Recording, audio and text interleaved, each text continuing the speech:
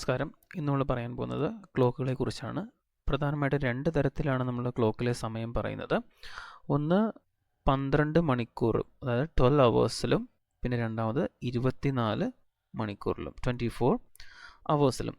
12 മണിക്കൂർ ക്ലോക്ക് എന്ന് പറഞ്ഞിട്ടുണ്ടെങ്കിൽ നമ്മൾ സാധാരണ ക്ലോക്കുകൾ കാണുന്നതാണ്. അതായത് 1, 2, 3, 4, 5 ഇങ്ങനെ സമയം നമ്മൾ കണക്കാക്കി ഇവിടെ 9, 10, 11, പിന്നെ 12.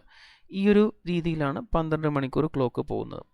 അപ്പോൾ 12 മണിക്കൂർ ക്ലോക്കിൻ്റെ കേസിൽ മാത്രമേ നമ്മൾ AM അല്ലെങ്കിൽ PM എന്നുള്ളത് രേഖപ്പെടുത്താറുള്ളൂ. ഉദാഹരണം, ഉച്ചയ്ക്ക് 12 മണിക്ക് ശേഷം, ഉച്ചയ്ക്ക് 12 മണി മുതൽ അർദ്ധരാത്രി 12 മണി വരെ ഉള്ള ടൈം നമ്മൾ എപ്പോഴും സമയത്തിനോടൊപ്പം നമ്മൾ PM ചേർത്തിട്ട് നമ്മൾ പറയും. ഇനി രാവിലെ 12 മണി മുതൽ ഉച്ചയ്ക്ക് 12 മണി വരെയുള്ള സമയം എന്ന് പറയുന്നത് നമ്മൾ AM ചേർത്തിട്ടാണ് പറയുന്നത്. ഇപ്പോൾ 12:15 PM എന്ന് കണ്ടു കഴിഞ്ഞാൽ PM ഉള്ളത് കൊണ്ട് ഇത് ഉച്ചയ്ക്ക് ശേഷം എന്നുള്ള സമയമാണ് നമ്മൾ പറയുന്നത് PM. ഇനി 12:15 AM എന്ന് പറയുകയാണെന്നുണ്ടെങ്കിൽ ഇത് രാവിലെ 12 മണി, അതായത് വെളുപ്പിന് 12 മണി എന്നാണ്, 12:15 എന്നാണ് ഇതിനർത്ഥം വരിക. ഇതേപോലെ തന്നെ 24 മണിക്കൂർ ക്ലോക്കിൻ്റെ കാര്യമെടുക്കുകയാണെന്നുണ്ടെങ്കിൽ 24 അവേഴ്സ്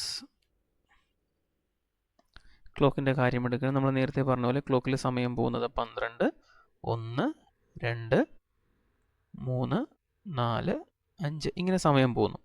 ഇതിൽ ഉച്ചയ്ക്ക് 12 മണിക്ക് ശേഷം വരുന്ന സമയത്തെ നമ്മൾ 13 മണി എന്നായിരിക്കും പറയുക. അതായത് 12നോട് 1 കൂട്ടി 13.